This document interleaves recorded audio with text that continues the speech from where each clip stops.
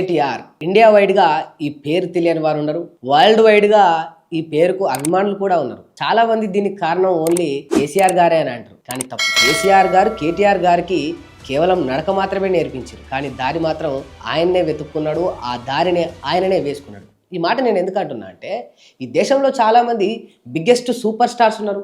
మరి వాళ్ళందరి పిల్లలు వాళ్ళంతా సూపర్ స్టార్స్గా, హీరోలుగా, హీరోయిన్లుగా ఎదగలేకపోయినారు. అంతెందుకు, ఎంటర్ప్రీనర్స్ని తీసుకోండి, వాళ్ళ పిల్లలు ఈ బిజినెస్లో, వ్యాపారంలో వాళ్ళంతా రాణించలేకపోయినారు. అసలు అదంతా వదిలేస్తే ఈ రాజకీయంలోనే చూసుకుందాం. ఎంతోమంది పెద్ద పెద్ద పొలిటీషియన్స్ ఉన్నారు, ముఖ్యమంత్రులు కూడా ఉన్నారు. కనీసం వాళ్ళ పిల్లల్ని ఎమ్మెల్యేలుగా గెలిపించుకోలేని వైఖరిని, వైనాన్ని కూడా మనం చాలా నియోజకవర్గాల్లో కూడా చూసినాం. కేటీఆర్ గారికి ఉన్న ఒక గొప్ప క్యాపబిలిటీ ఏంటంటే కలుపుగోలుతనం. అంటే ఒక పెట్టుబడుల కోసం ఫారినర్స్ దగ్గరికి వెళ్ళినప్పుడు ఎలా మాట్లాడాలి, ఒక మారుమూల గ్రామానికి వెళ్ళినప్పుడు అక్కడ ఉన్న ఒక నలుగురు పెద్ద మనుషులతోటి వాళ్ళ సమస్యలని ఎలా తెలుసుకోవాలి, ఒక 5 ఐటీ ఎంప్లాయీసో లేకపోతే ఎడ్యుకేటెడ్ పర్సన్సో పీపుల్సో ఉన్నప్పుడు వాళ్ళతో ఎలా మాట్లాడాలి అనే విధానం కేటీఆర్ గారికి బాగా తెలుసు.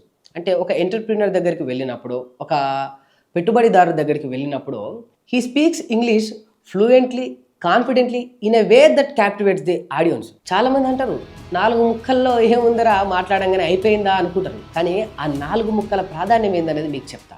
ఇప్పుడు ఒక ఫారినర్ దగ్గరికి పోయి ఒక పెట్టుబడి గురించి ఆయనకు చెప్పాలి, వివరించాలి. ఈ రాష్ట్రంలో పెట్టుబడులు పెట్టాలంటే బరాబర్ తెలంగాణకు పెట్టుబడులు కావాలి, మీరు పెట్టాలి అని కేటీఆర్ గారు అంటే వాళ్ళు వచ్చి పెట్టుబడులు పెడతారా? నో. అదే ఒక మారుమూల గ్రామాన ఒక 60 ఏళ్ళు పైబడ్డ పెద్ద మనిషితోటి కూర్చొని మాట్లాడుతూ వాట్స్ యువర్ ప్రాబ్లం అంటే వాళ్ళు చెప్తారా? ఇదే ఆ 4 ముక్కలకున్న ప్రాధాన్యత.